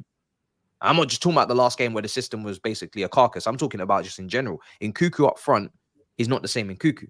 Now, maybe he's coming back from injury and maybe he'll become a decent striker, but he's not going to be the level of player that we're looking for. And then this is where I take it back to January and having no striker come in and letting strikers go when you have now an option of playing Jackson on the left and you know Nkunku's not a striker. So effectively, outside of Washington, Chelsea have no centre forward, which is criminal, absolutely criminal. This is true. Yeah, it's mad. This is where I said in a recent video that we've really found ourselves in a mad conundrum. Like, we've gone from journalists, especially Fabrizio Romano, saying Nkunku, Chelsea are waiting for Nkunku to come and just change the fortune of Chelsea Football Club. And that same Nkunku now is, where do we fit him? How do we fit him? How do we get the best out of him? Because it kind of seems like the only place where we can kind of now fit Nkunku and not disrupt anyone else is you got to play false nine. You got to play as a striker. And that maybe at times could work out, but we've now seen that he's not getting involved enough. He's not getting involved. So it's almost as if Poch might have to just keep utilizing him off the bench, which is mad. Like, this is the Nkunku that everyone was waiting for. He was going to change Chelsea. Do you know what I mean? So I had a big ponder about this yesterday, and I come up with this plan. But it's not for now. It's just something that I had in my head, and I thought, wow, I'm putting this on paper, and I'm going to speak on it. And I had this back three because Disasi got cooked against Mateta. I had this back three where he's the central centre back. Not now, but this may be his next season. I don't know. Or depends on recruitment, because clearly they don't know what system or what formation they want to play, because they've got different players that can do different things. It's not unanimous. I have Fofana and Reece James as right side centre back options, because I want to have. So I ask you, how do you get Gusto and Reece James in the same team? For me, the only way is a back three. Reece James is a bit more shackled because you're protecting him from his surgery, and then you got Gusto flying up and down, and maybe they interchange. I've got Chilwell in his natural position at wing back, Maatsen also back from loan. I've got left-sided, left-footed centre backs, no problem. I got extra protection then for Caicedo and Enzo, because that's what Gallagher's in the team for in the 10, which is why Nkunku can't play there. But now I've got inside forwards in Palmer and Nkunku who give output with that striker, that gunman, that finishes chances. That's probably got to be a new signing, because you need headers and all that stuff, and maybe a world-class keeper. That's my team, bro. It makes sense. And then when we talk about managers, people say, oh, the three at the back's outdated. Nobody uses that anymore. What formation is Xabi Alonso using right now? What formation is the Sporting Lisbon manager using right now? Bruv, I'm cooking. Three-man defense is actually quite normal. Like Pep Guardiola uses three in the back as well, but people don't talk about it. Pep uses three at the back. It gives you far more control. You can utilize an extra player in midfield because your three. How Pep? If you look at Pep, the three he uses, they're quite spread out, so it allows the other fullback to actually come in. So look, now that makes sense. That does make sense, but you know, is that how we want to head down the track? I think Roberto De Zerbi sort of does something similar as well. Yeah. You know, the issue with that is, for me, I reckon, is that everything I think would actually piece itself pretty nicely, but there'd be one fundamental problem. We just won't score goals. You don't think we'll score goals with Nkunku, Palmer as inside forwards? I just don't. No, I think in a back three, I think we will concede less. I think we'll be better defensively. I just don't think we'll score goals. So you see the output of chances overall that we generate, I just think will go down. Do you know what, Younes? I don't even know whether we're going to be strong defensively either. This is why when people talk about Roberto De Zerbi and how they're so open, you saw Manchester City the other day, three at the back. It depends how you use it. It depends how you use it. It's how you use it. It's not a yes or no. There's so much grey. There's so much grey. And this is why I'm like, you don't understand. Like, don't be going off at Roberto De Zerbi at Brighton, because he's utilizing players that are not capable of 1v1 on a regular basis. People like Pep Guardiola with high calibrated defenders are struggling against us. Well, in the counter, if we had some lethal weapons up front, we probably would have beaten them, much like how people beat Brighton. Do you know what I mean? It could have been 3-0 at halftime. By the end of the day, by the end of the game, it might have been 4-1. Do you know what I mean? So, look, all it comes down to is your fundamentals have to be strong. Do you know what I mean? Like, have a look at Bayer Leverkusen under Xabi Alonso. Look at their thought process when they're defending off the ball, how they're defending off the ball. Look at the way they're building. Look at the way they utilize Xhaka. Just have a look at Xhaka's role. So people got to understand roles. People got to understand all of that. So look, we can set here all the different formations, all the different lineups. Brother, the manager's got to be able to translate all of that to the player to carry out and execute it, just the way we did against Manchester City last weekend. So, yeah, that's what it comes down to, really. Yeah, and that's a key example. Like that Man City game, for example, we were defending in a 4. for a big portion of the game. And then when we did bring on the extra midfielder, you could argue we actually, and when Chalobah came on, we actually went to a 3. 5. Yeah. We still conceded. To be honest, Younes, you know how it was? The two defenders were very close. It was compact, close to each other. Then there was a set of, I think, 4 up front. And the fullbacks were a little bit wider just to make sure that the Man City fullbacks and the wide players didn't get. So discipline was like in that match was huge. It were, you know, Yep. you could. And when we did bring in an extra defender, we conceded. This is why there's so much grey. There's so many different ways it can work or not work. But fundamental is that you need to be able to suit what you have, and you also need to compensate for what you don't have. And what we don't have right now, which I think in a 3 or a 4 is going to help, is if we actually get a proper striker. Like we actually need a striker, and I'm worried that when we come to the summer window, we're not going to spend what we need to spend or put on the table what we need to put on the table to get a proper striker. That's my prime concern. No, that's 100% agreed. Because if financial fair play is actually an issue, we're not going to get a proper striker. And after watching that Manchester City game, I think we can all agree striker is the main. That is the main point here. Because if there was a striker that day, we're scoring goals. So everything else, I don't think needs to be meddled around with. I think we have the fundamentals. It's just repetition now. It's like going to a gym, right? You know, you don't expect to just bulk up or get cut up like after one session. No. You figure out your routine and it's repetition, and then you start seeing the results. So, and then you add that extra bit of different exercise that you want to do. So our different exercise, we just get a striker, man. That's it. That's the new variation that you need to put, because everything else is, I think, there.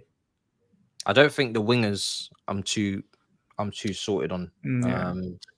That too. But you do need to get rid of some of the wingers, Matisse. 100%. They're too inconsistent and too unpredictable. Not in a good way sometimes. I like Angelo though. Still a big fan. But Clara says we're gonna come to an end soon, people. Clara says we are free from Mason Mount's Wembley curse, and hear me out on this one. It's a bit stupid, but Poch has been to Wembley 3 times when Chelsea were involved, and Chelsea ended up winning all 3 times. But he was in the opposite dugout. So you're saying now when Poch is with Chelsea, we're gonna win because I see. So no, well, are we? Is Poch being with Chelsea meaning that Chelsea are going to win, or is Chelsea being with Poch now meaning Chelsea are going to lose? We're about to find out. Are we going to save him, or is he going to bring us down? Usually we save them. We save them. There's a lot of people that come here with very little. You know, Sarri didn't have much. You know, Torres didn't win much at Liverpool. Comes here, you know, we give them their Champions Leagues, their Europa Leagues. Usually we're the ones. We're the ones. Yeah. So all I'll say is, if Poch don't win, brother, that Butler tag that is you're gonna be forever known as a loser. Yeah, it's because of the injury. Like if Liverpool were going in full strength, first 11. I don't think people would say he'd bottle it as much because Liverpool are top of the league. They're better than us. Understandable. But it would still, people would still say it. But, you know, we'd be able to bring it to a bit of, you know, bring it down a scale and say, you know what, is that really making sense? But he'd still get the hit. He'd still get the stick. If Liverpool come in there decimated, he's going to definitely cop some heat if he doesn't win. It's just the way it's going to go. Right now, what's Pochettino's tag? What do people know him as? Butler, right? Spursy. Yeah, Spursy. It's Butler, right? They know him as a serial winner in France. So him losing this,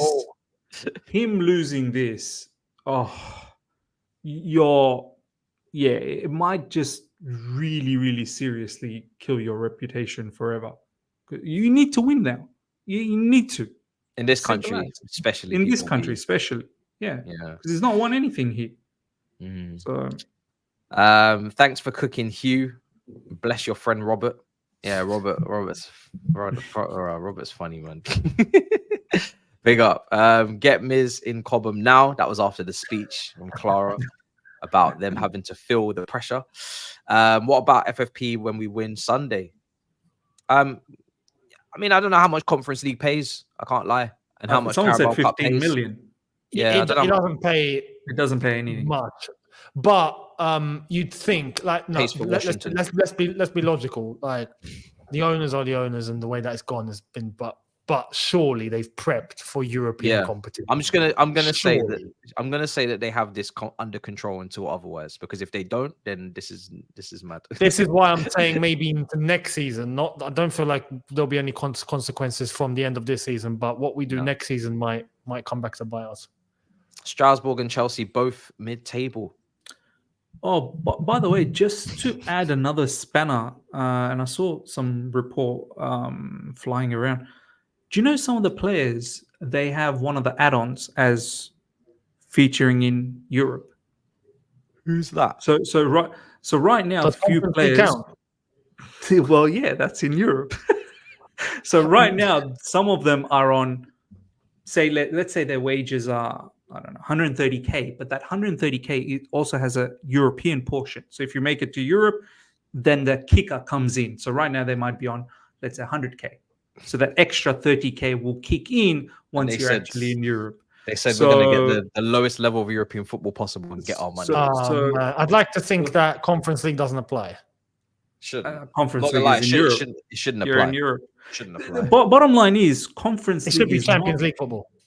This is what I'm saying. Conference League is not for Chelsea Football Club. These are for teams that are like in the bottom. It's for them. It's not for clubs like us. There is one way we can change this. Win the FA Cup. Win the FA Cup. Yeah. Yeah. Well, that takes you to Europa, right? Yeah. Europa League. I think Europa is somewhat of a standard, obviously. It's respectable. Liverpool are in it. I think Liverpool would be one of the favourites for the Champions League if they were in it, but they're in the Europa League. That's how mad the Europa League is right now. And the Conference League existing is kind of up the Europa League now. Europa League is deemed respectable. Whereas I remember a time when do you remember the time when we used to be like, nah, don't want Europa League football, man. It's true, yeah. But I'd rather not be in Europe. Yeah. But the two times, the one thing I'll give us flowers for is when we go in that competition, we win it.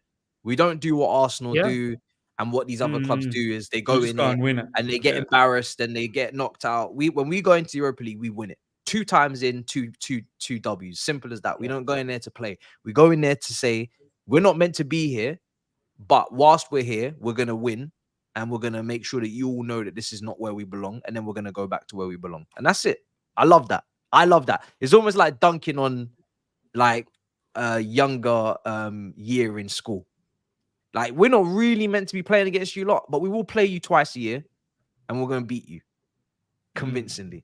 And then we're going to go back to the other side of the cage. What was that Malang Sarr stuff as well before we go? What was that all about? Was there I saw a report, I think it was from Athletic, saying that he's no longer, he doesn't have a what do you call it? Contract. Locker. He doesn't have a locker in the first team. Building. He's been shifted off to the youth academy and he doesn't play for them as well. Like they don't select him. So on match days, he trains by himself sometimes or with someone else. And also there was a secondary report is some of the closer people around Malang Sarr are saying that we've never seen him so like he's actually mentally now very low. And I was just saying that we as a football club, with all these collecting all these young players, we have to be careful about them. Like these are human beings. Like, do you know what I mean? Like, if you're unable to give them minutes, if you're unable to send them to loans or whatnot, don't ruin people's lives. Because I think Le Havre, Younes, they were then. We screwed up again. Huh? The Malang Sarr last January. We were meant to let him go. Le Havre was like Le Havre was there with a contract, but apparently we screwed up like the Ziyech situation.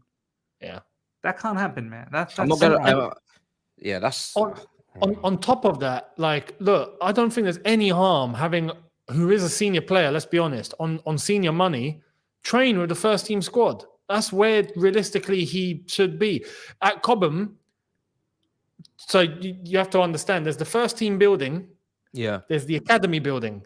Yeah. They're two separate entities. People that go to the academy building don't end up in the first team building. And the car parks are split. Like it's got its own thing. You can basically just go straight into the academy section, and you'll never see the first. You're going home. It's for like being at two different clubs. That's why. Do you remember they make so much of crossing the road, because it's literally like a wow. We actually get to go over there. Yeah, exactly. Yeah, it's not like next door. Like there's a walk, right? So when you're looking at Malang Sarr now with the youngsters, with the academy lot, that's where he's training. That's where he goes to, and then straight after he's off, he doesn't interact with the first team whatsoever. Nah, man. I don't see any reason as to why that needs to happen. If we had like 10 players that don't belong in the first team, okay, then all 10 of them, okay, cool. But just one on his own, nah, man. Stick him in the first team. He's French as well, man. And get him to train with the others, man. Plenty of French friends in the first team. Do you know what it is with this situation? This is obviously a deal that Marina did when she wanted to capitalize on him being a free agent. And I said it at the time. I remember getting absolutely pelted on this show. I said, this brother is pure profit. And I gave him too much credit, because we ain't even gonna get no profit. We just lost. Pure loss. This has been a complete waste of everybody's time. He's wasted his own career. We've wasted our time with having him in the team, because he's not really played at all. He's on way too much money. Let's be honest. Like, he should be on half that.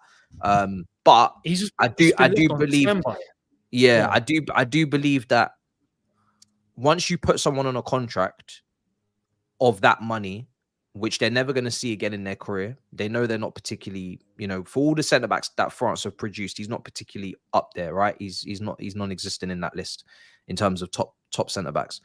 You can't, and it's not this ownership that did it. So I get the frustration, because you want him out the club, but you as an owner have signed the papers to take over this football club, and that means any contracts that came with it from previous ownership.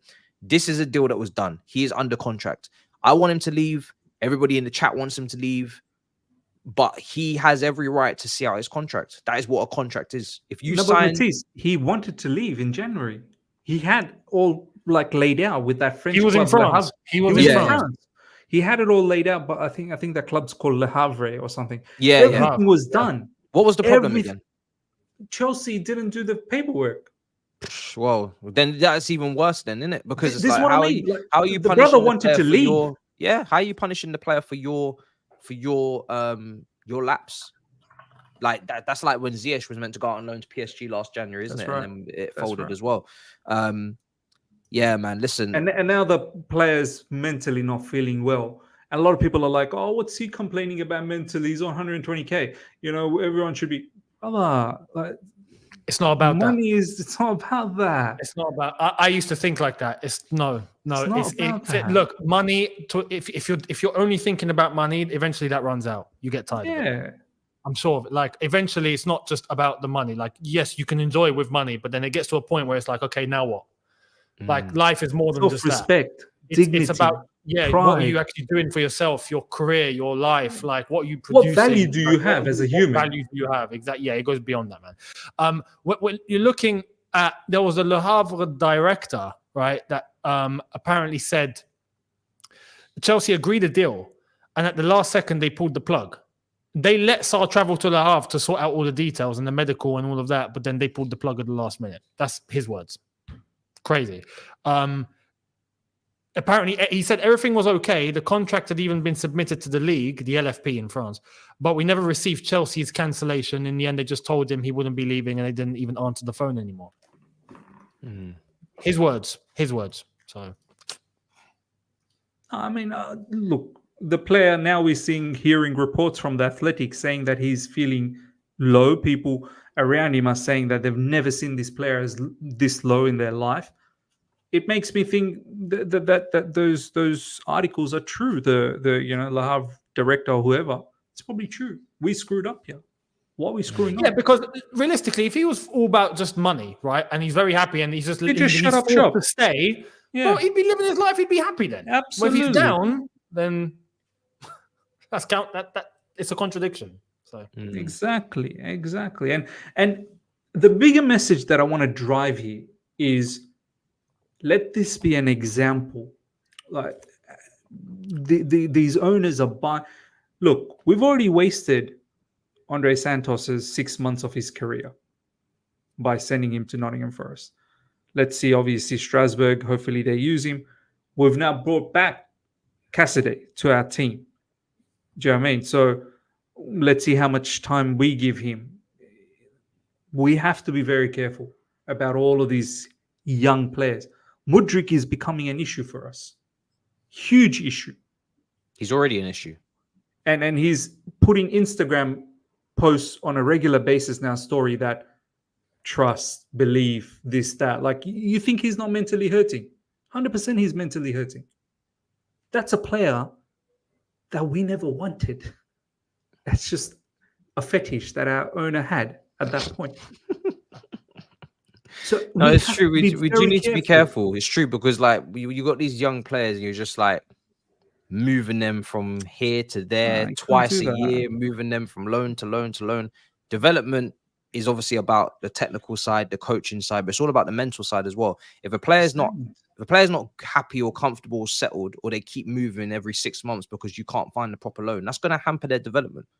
100%, you're going to see less from them because they are not in their right mind. So yeah, we just need to conduct ourselves a bit better. Obviously, people are not really asked about Malang Sarr, so I'm not expecting him to get much sympathy in the chat. But for me, if I'm going to cuss out Lukaku for disrespecting the club, then I'm going to have to stick up for players that have been respectful to the club, even if I don't rate them. That's just something that I think fans have to be a bit consistent on. You know, Malang Sarr's been a professional. He's stepped in and done a job when he was asked under Tuchel. Yes, he's getting paid a lot of money. That's not his problem.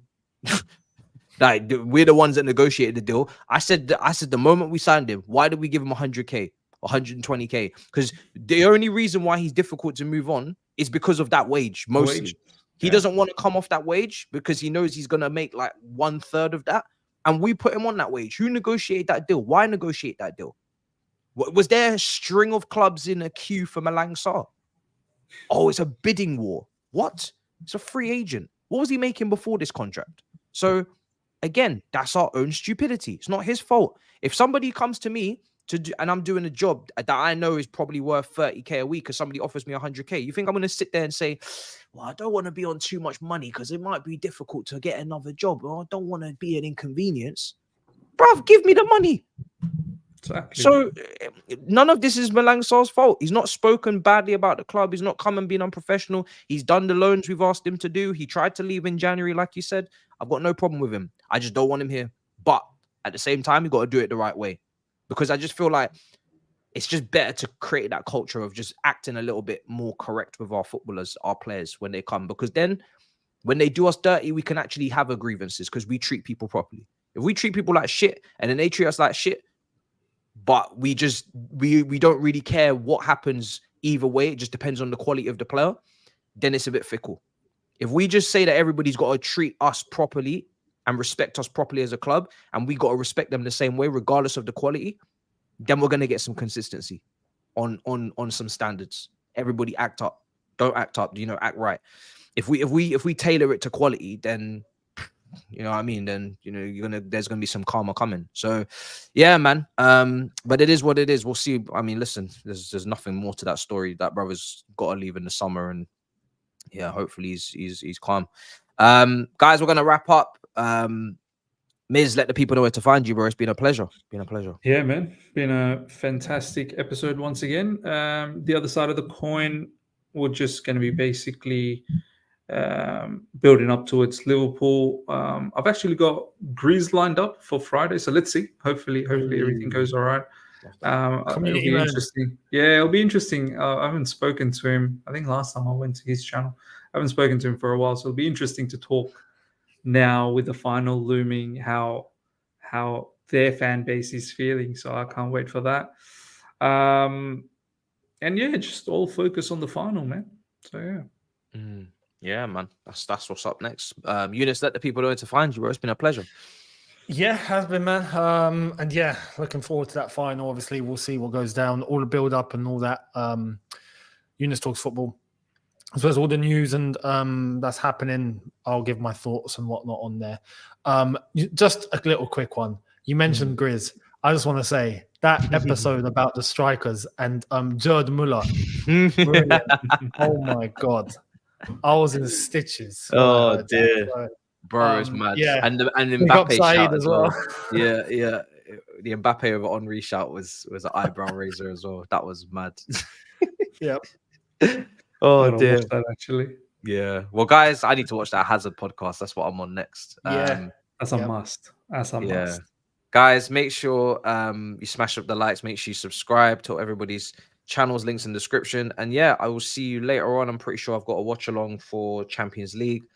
It's a good matchup. I think Inter Milan versus Atletico, which is going to be it's Champions League, isn't it? very interesting. Yeah. I know. Forget when we're not in it. Yeah, that used to be that used to be us. Yeah. So yeah, until then, big up your damn selves. In a bit, people. Peace. I miss Champions League.